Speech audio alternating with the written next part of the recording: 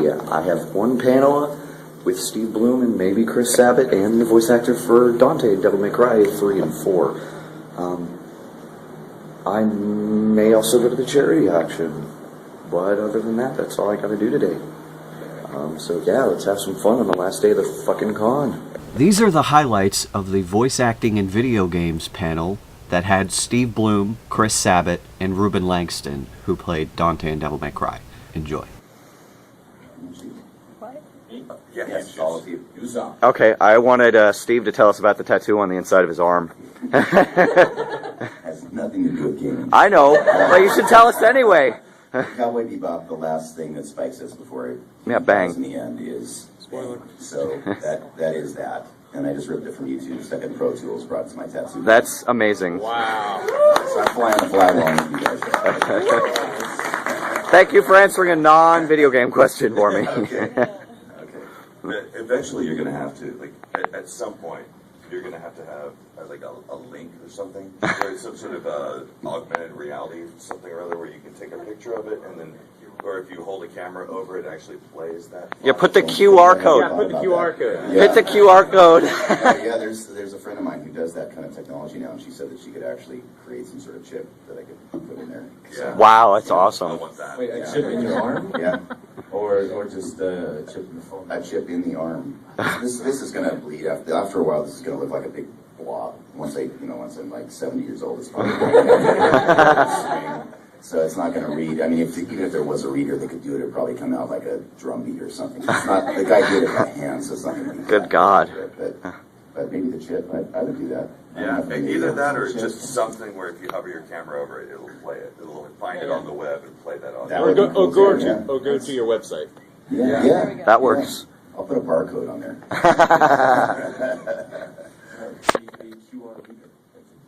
QR reader that can do it, huh? Yeah. Wow. Look at that. Whoa. Wow. It just went to McDonald's. No, it's not giving. Not today, but in 10 years. All right. Well, this is developing technology. You got here first. Tell about your experience voicing Vincent and Dirges Saberus. Pain. There was some pain in there. Not as much pain. Vincent is actually an example of a character that feels good on the throat because he's way down here, and he's like 4 hours of a vocal warm-up exercise. He's getting that vibration going down here. And really, there was comparatively very little screaming in that, so I loved it. And that one for me was like eye candy. I just loved how beautiful everything was animated. So I was like a little kid just watching the pictures go by, and they had to sort of snap me out of it. And that was awesome. Didn't understand what I was doing. It was completely out of context, like most things are for me. So that was my little ignorant bliss. All right, I got something. Okay, he's got something.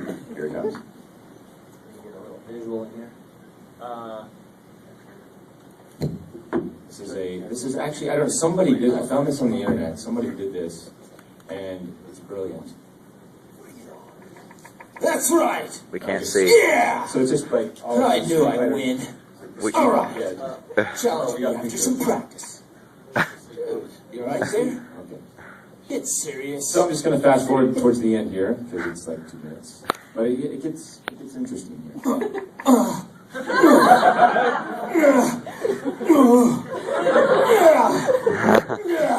Street Fighter guys. Oops.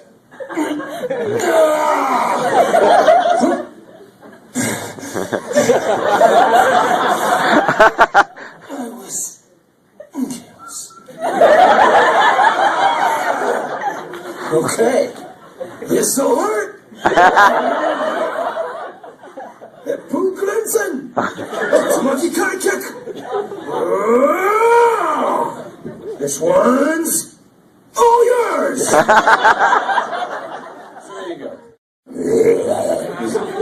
They gave me actual dialogue. That's what I loved about it. I think you had a script in front of you, right? I had a script in front of me, and they had captions on the bottom for everything that I was saying because it was completely unintelligible. They said make it really unintelligible, and there was a singing thing too. We did a song. Yeah, you sang "I Just Want to Fly." Like, have you guys played that yet? Do you know what I'm talking about? I have. Oh my god, that was so stupid. was so good though. I'm serious. I don't pay attention to the story in games very often when I'm playing because I'm a bit too ADD and I want to get through them. So I loved playing with the. I picked it kind of by accident. I'm like, oh, what's this zombie voice? Because I'm not normally a zombie genre kind of dude, but. When I started playing on it, every single line they would deliver full. Like, when you see it in context too, all the characters would be talking like, "We got to get to the bank." I don't know what you're talking about. We got to get in there now. And where are we supposed to get that? Right here. Okay. And then he would get frustrated that he wasn't understanding. Can't help it, my mouth is falling off. God, it was funny. Great job. Thank you. That's great. What are the weirdest lines that you've ever read, out of context? What the heck is this? Yeah. God, so many of them.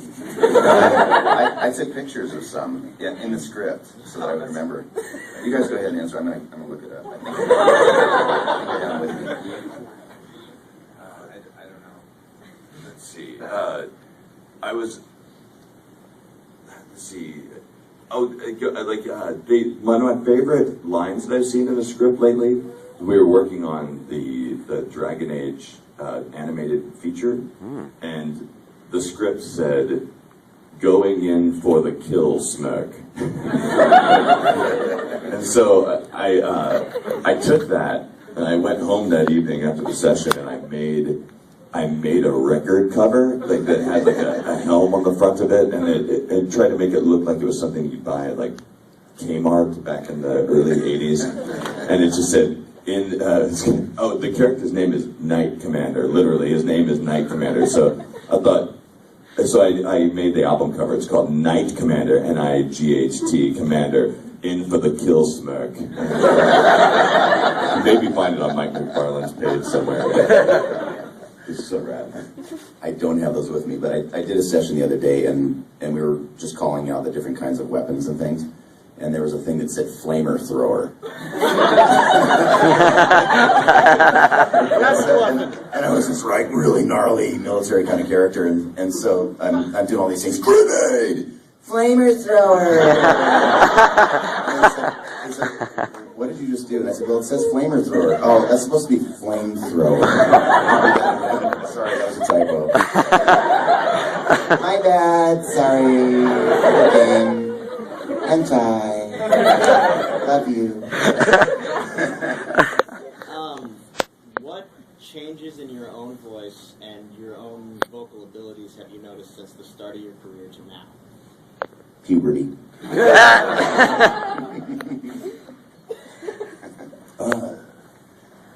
I just that we were talking about the exercising that muscle. It's a muscle I never knew I had to exercise. So just be conscious of that and trying to work that muscle. That's the main thing. I honestly thought that smoking was good for my voice for a really long time, and so I just continued to smoke for a really long time. And then I quit smoking and realized that it didn't change my voice that much at all. In fact, it made my voice a lot more consistent. It really, there were moments where in my smoker voice, that I could make some sounds I could never make otherwise, but I couldn't sustain it. And if they needed pickups, there was no guarantee that my voice was ever going to sound like that again. But since I quit smoking years ago, my voice has stayed a lot more consistent. So that's sort of a myth. And it was a myth that was given to me by an old voice actor. When I was young, I really wanted to be the trailer guy really badly. And I met one of the trailer guys. I'm like, so how do you become an awesome narrator? He goes, smoke a lot of cigarettes and drink a lot of whiskey. And I took him literally, and I think he was just trying to keep me out of the business, really. And he's dead now, right? Yeah. Oh, so I was born with this voice, so nothing's changed. My daughter has a really strangely low voice. I'm really excited. She's 14 months and she has the weirdest low voice. I'm hoping it sticks. I really do. Daddy, I'm dating.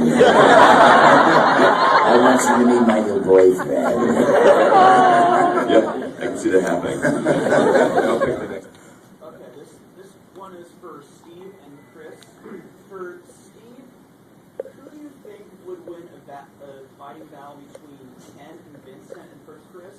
What did you think of the Final Fantasy series before you got involved, and what was it like playing Garl? Okay.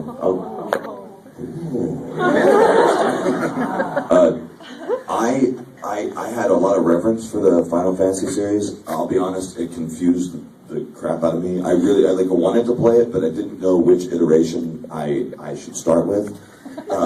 When Final Fantasy first came out, like when it was really becoming extremely popular, I had realized that I could make out with girls for the first time, and that kind of took priority over gaming in that short period of my life until I realized that this is never going to happen. And I went back to gaming.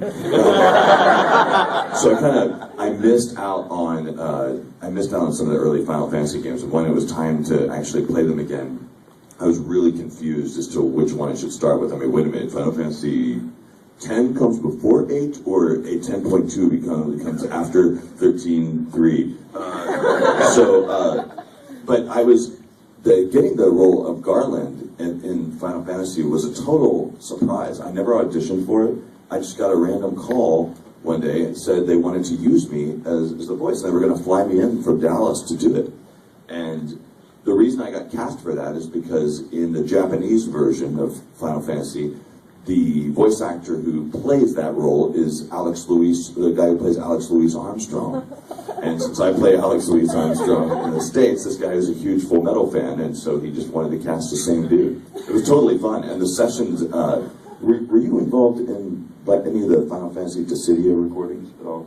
But I'm sure you recorded over at Cup of Tea. It's the studio that's right next to Bang Zoom, upstairs, like Bob Buckle's studio. That's Skylark. Skylark. Yeah. I'm sure you've had sessions there before. This studio, I love them to death. They're the sweetest ladies, and they have like these awesome dogs that are up at the studio too. But they have, I think that Walt Disney's body is stored underneath the floor in their tracking room, because it's the coldest studio I've ever been in. And when I went in to record, I didn't think about it. I was like, I was in California. I was wearing like just a t-shirt and like some really light pants. I was freezing the whole session. Yeah, the blood sort of rushes out of your head and into your nipples when you go in there. And we were talking about how some voice sessions are really super intense. Their sessions are actually the opposite of that, because they treat every line so carefully on the Final Fantasy games. So every line requires a lengthy discussion after you do it. So like, I am the beginning and the end. All right, thank you very much. Hold on 1 second, please. And then they mute you. And they completely mute you, and then you don't hear anything, and then you just see people talking. Sometimes they would talk for like 10, 15 minutes, and then they come back and go, he is dying in this line. One more time, please. They're super fun sessions, and you're totally happy to be there, but it's the opposite of the super strenuous. Yeah, I got a lot of homework done in those sessions. A lot of email done. Anyway. The other question was, what if Ken and Vincent Valentine did a fighting duel, who would win? Vincent. between a fighting duel? Well, I think that both of them are tired of fighting, so they would just go out for a beer. It would be a draw. Yeah. Starscream would win. He would come in and just take it all over and claim it as his kingdom. Do you prefer doing actual gameplay voicing or the cutscenes, and why? Definitely the cutscenes for me, because the gameplay is usually where you can have actually put a little character into the cutscenes. I concur. 100%, man. At least in the cutscenes, they don't say, all right, let's go ahead and get 20 on fire reactions, please. You've had to do that. I know you did. We've all had to do that. All right, now that was great. Now we just need 20 being electrocuted. One in the ear, one in the nostril, one in the ear. Yeah. Okay. What role, no matter what condition, would you like to have if given the opportunity? Like, past, present, future. What one role for voice acting? Are we talking like an established franchise? Yeah, anything. A character that's already out there? Yeah, anything. Well, let me jump in. I've always, I'm a huge fan of Berserk. Ah, Yes. yeah. I would love to play Griffith in a live-action Berserk movie. Yes, fund it. Wow, that's cool. I got you. I'd like to see that. That would be such a violent movie. Let's see. I always, like, and I said this yesterday at panel, but I always wanted to play a snake in Metal Gear Solid. Yeah. David Hayter. Yeah, and I can't hate on Hayter because the guy's awesome for it. It's just one of those roles. I'm like, darn, I would love to have played that role. Yeah, I don't really. I've been so lucky, honestly. I've played roles that I never thought I would get to play. Wolverine was one of the pinnacles for me, so I checked that off the bucket list. One of the ones that I always thought that I could do pretty well on would be the role of Batman. And I got to be Lego Batman in the first, but he didn't have any dialogue. He just went, oh. But that was still enough for me. I'm Lego Batman. You put me on the spot. Robin, don't touch me there.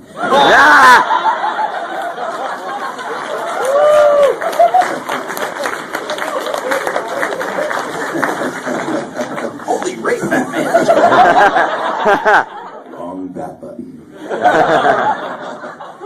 It's the same voice I use for everything. I don't know. What was your line again? I was laughing at you. Laughing at me. Robin, don't touch me there. Oh, yeah, that was it. Because I just remember saying something about rape afterwards. Do it while you're being electrocuted, though. Very good. Robin!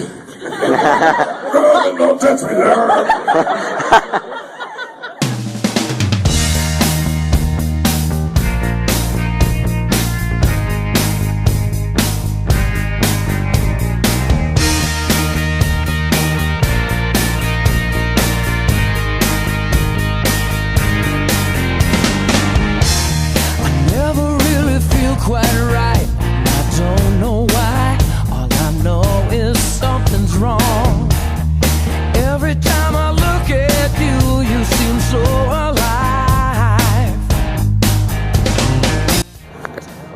So we are on our way back to Portland after day 3. I went to my panel. Phoenix did nothing.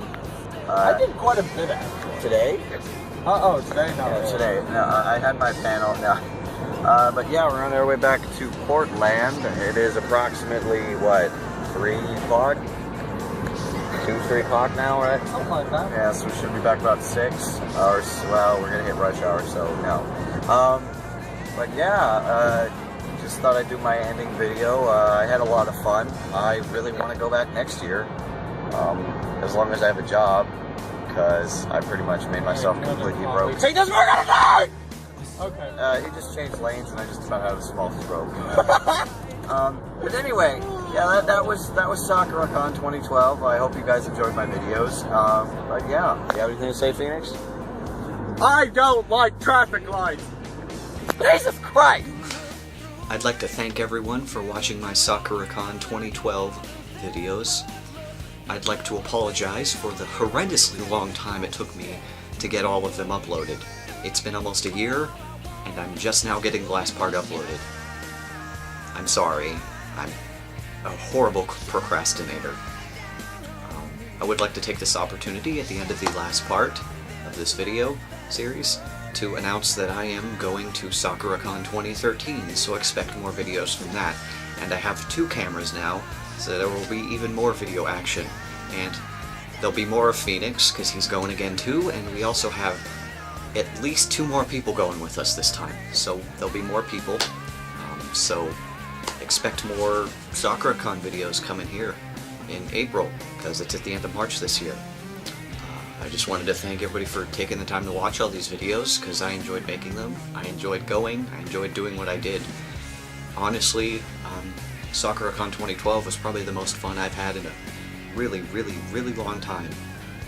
And I'm really glad I did it, and I can't wait to do it again. Thank you for watching. Enjoy some Helsing music.